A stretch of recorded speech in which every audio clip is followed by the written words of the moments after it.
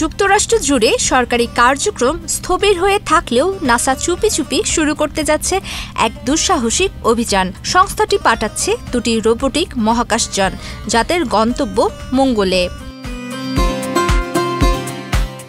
নাসার এই মিশনের নাম স্কেপেট।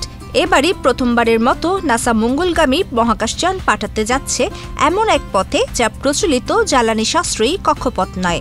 সাধারণত মঙ্গল অভিযানে 2 গ্রহের অনুকূল অবস্থানে পৌঁছানোর জন্য অপেক্ষা করতে হয় প্রায় 2 বছর।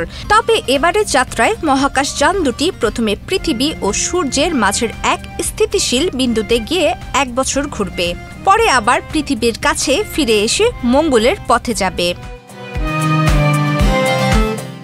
পুরো প্রকল্পের খরচ মাত্র $80 মিলিয়ন। এর মধ্যে মাত্র $57 মিলিয়ন মহাকাশযান দুটি তৈরি করেছে রকেট ল্যাব। তুলনায় নাসার বড় মিশনগুলোই সাধারণত $1 বিলিয়ন খরচ হয়, যেখানে পুরনো ঠিকাদারি পদ্ধতিতে বাজেট অতিক্রম করলেও নির্মাতাদের বাড়তি খরচ বহন করতে হয় না।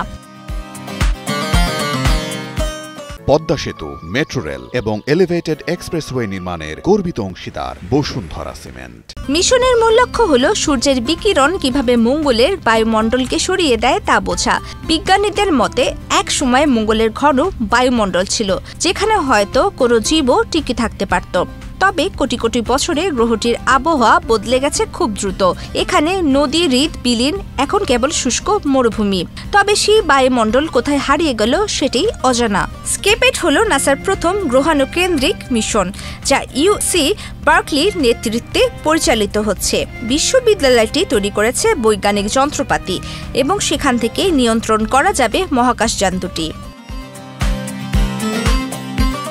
মঙ্গলে পৃথিবীর মতো চুম্বক ক্ষেত্র নেই, ফলে সৌরঝড় থেকে আসা তীব্র বিকিরণ সরাসরি গ্রহটির বায়ুমণ্ডল ও পৃষ্ঠে আঘাত করে।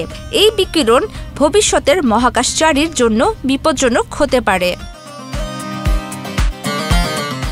মহাকাশযান দুটি একসঙ্গে কাজ করে মঙ্গলের চৌম্বক ক্ষেত্র, উপরের বায়ুমণ্ডল ও আয়নোস্ফিয়ারের ত্রিমাত্রিক মানচিত্র তৈরি করবে।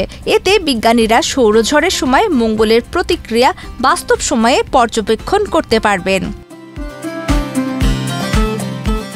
স্বল্প বাজেট ও দ্রুত প্রস্তুতির এই মিশন ভবিষ্যতে নাসা ও বেসরকারি মহাকাশ শিল্পের যৌথ উদ্যোগের নতুন দিগন্ত খুলে দিতে পারে। আর এই 2 মহাকাশযানই হয়তো দেখিয়ে দিবে ভবিষ্যতের মানব মিশন কতটা বাস্তবায়নযোগ্য এবং কতটা টেকসই হতে পারে।